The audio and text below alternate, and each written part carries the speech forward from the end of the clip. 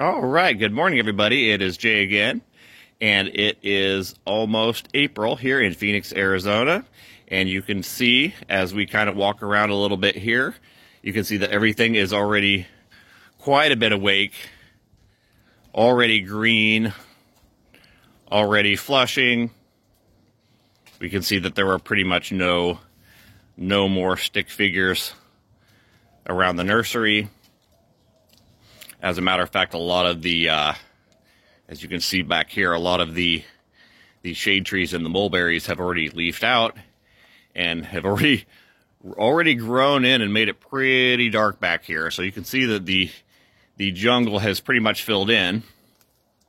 And that is very, very important this time of year, which is exactly what we're going to be talking about, is high chill and low chill hour trees, and why it's so important that you guys plant low chill hour plants and stop trying to do a lot of these very oddball stone fruits and trees that require a lot of chill. Okay, so that's exactly what we're going to be talking about today, is why you want to use those particular trees if you want fruit.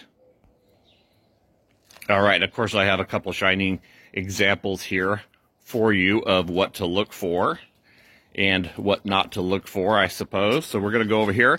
I keep these as two examples in the yard to show people because they don't seem to understand what I'm talking about as far as low chill hour trees.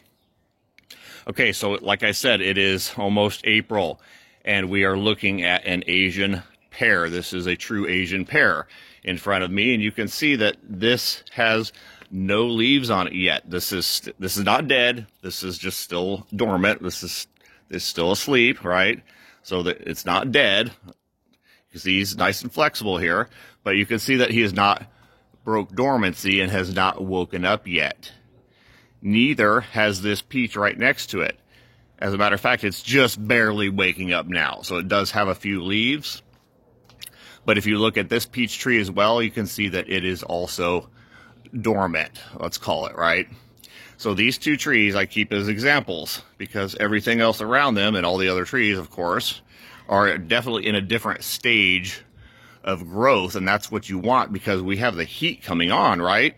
You don't want these things naked or just barely leafing out or blooming or fruiting in the middle of the summer, right? You want them to have already developed quite a bit of that fruit already, and definitely the leaves so it can cover up the tree by the time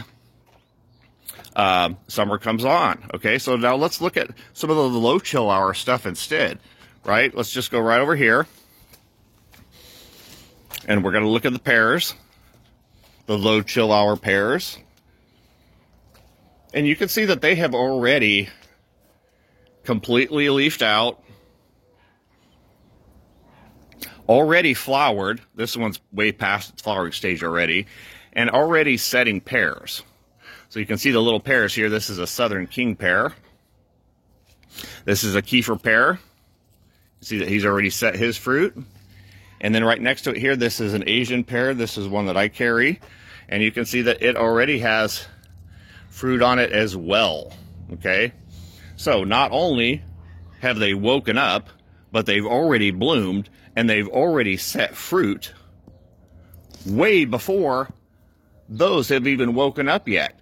So the chances of getting fruit actually off of those, or even keeping, I guess the tree will survive because it's never going to fruit. So it's just going to leaf out pretty much every year and not provide any fruit, which is why they, I guess, don't die, but they also don't fruit well either. I mean, these are just completely soaked in fruit. Every one of these low chill hour pears, right? All the ones that I carry. So I don't carry these high chill hour things anymore because that's exactly what happens. And since we're getting hotter here, that's more often to happen than not, right? So let's look at a peach as well, or an apricot, or really anything. All right, so we're over here by the starfruit tree, obviously, but here we have an apricot. This is actually an Aprium. This is a Flavor Delight Aprium. And you can see we're in the same situation where we've gotten fully leafed out on the tree and already bloomed and already set fruit, and the fruit are already getting to almost, they're about half full size now, I guess. So already getting, and man, talk about the fruit. This thing is literally covered, absolutely covered, because it's low chill hour stuff that didn't have to go through these high chill hours. Man, look at this thing. Man, if you guys could see this. Oh my gosh, let's see if I can zoom in here. Nope, it ain't gonna let me. All right, so yeah, this thing's literally covered in fruit. Okay, so this is an apricot, Aprium, low chill hour. All right, let's move over here.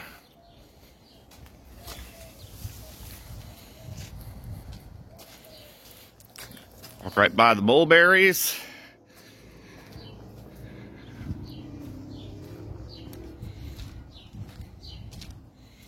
Wow, everything just looks amazing this year.